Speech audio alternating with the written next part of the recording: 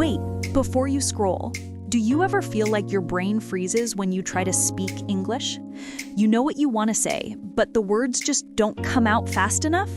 Well, today you'll learn why that happens and how to train your brain to think in English like fluent speakers do.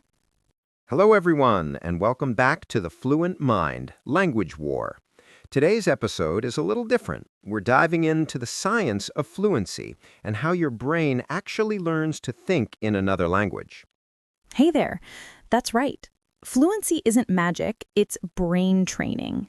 And once you understand how your brain works with English, you can train it to respond automatically, without translation, without hesitation. Exactly. Let's start with a truth that surprises most people. You don't need to study more grammar to think in English. You need to build neural connections. Yes, think of your brain like a city. Each English word is like a house. And when you connect those houses with roads, that's fluency. The more you connect, the faster you can travel between thoughts. So when you're learning English and you translate in your head from your native language to English, you're taking the long, slow road. Exactly. It's like driving across the city with no map and too many red lights. That's why it feels slow and tiring. But when you train your brain to think in English directly, the roads are clear. The ideas move fast. No translation, just communication. That's the science behind fluency. It's not just about memory, it's about building automatic pathways. Now, let's talk about how to actually build those brain pathways. There are 3 stages. Input, what you hear and read. Output, what you say and write. Feedback, how your brain adjusts to improve. Let's start with input. That's your listening and reading. Your brain learns patterns by repetition, not by rules. If you hear, I'm going to, I'm going to, I'm going to, hundreds of times, your brain will automatically know it's for future actions without translation. Exactly. So when you listen to English podcasts, movies, or people talking, you're feeding your brain those natural patterns. That's how children learn their first language, through massive input. Yes, and that's why you should listen to English every day, even for 10 minutes. It's like going to the gym for your brain. Now comes stage 2, output. This is where you speak or write. And here's something powerful. Your brain only becomes fluent when you produce English, not just understand it. Right. Listening builds knowledge, but speaking builds speed. When you speak, your brain creates shortcuts between words and meaning. You stop thinking about English and start thinking in English.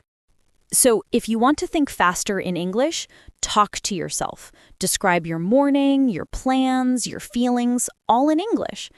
Even 1 minute of self-talk a day can train your brain. And don't worry if you make mistakes. Mistakes are brain signals that help you grow new connections. Every wrong word teaches your brain what's right next time. Exactly. Now let's talk about feedback, stage 3. Your brain needs small corrections to stay sharp. If you speak or write in English and then compare it with how native speakers say it, you'll notice small differences. That reflection process is where learning happens. For example, you might say, he go to office, and later realize it should be, he goes to the office. That little correction is like your brain updating its system, new code installed. So if you want to think in English naturally, listen more, speak more, and notice your mistakes without fear. That's how you reprogram your brain. Now, let's talk about what actually happens inside your brain when you learn English. There's a part called the Broca's area, which helps you produce language, and Wernicke's area, which helps you understand it.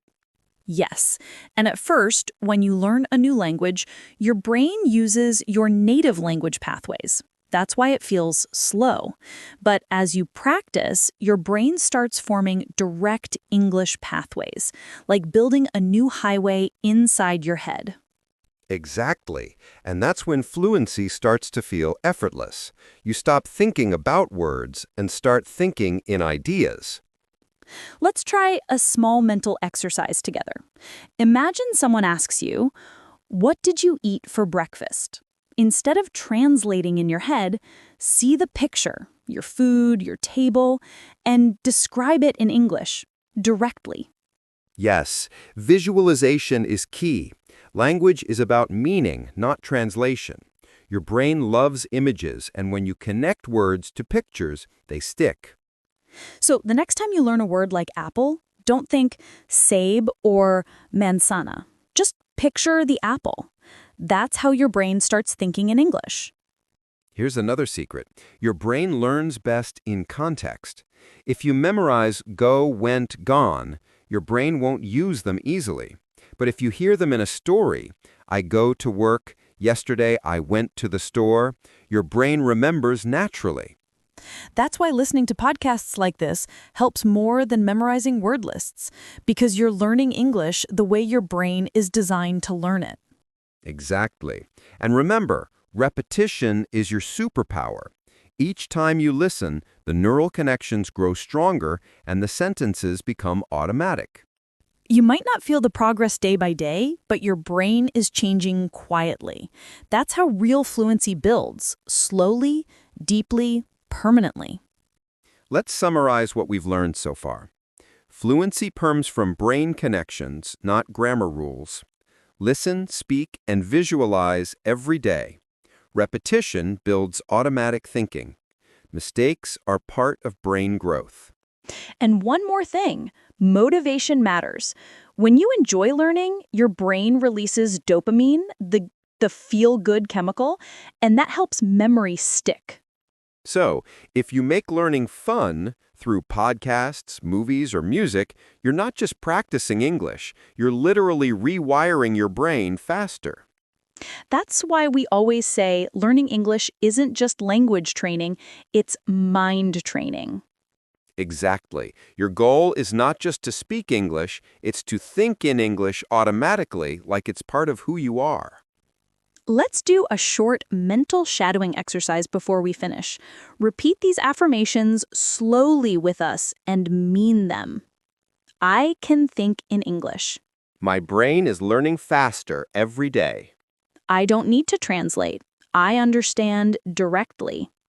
English is becoming natural to me. Beautiful. If you repeat these daily, you'll start to feel more confident because your brain will believe it. Remember, the science of fluency is the science of consistency. Listen, speak, shadow, repeat every day. Exactly. If you enjoyed this deep dive into the science of thinking in English, make sure to follow the Fluent Mind Language War for more powerful lessons every week. You're not just learning English, you're building a fluent brain. Thanks for listening, and remember, Keep practicing, keep smiling, and keep learning. see you next time, Fluent Minds.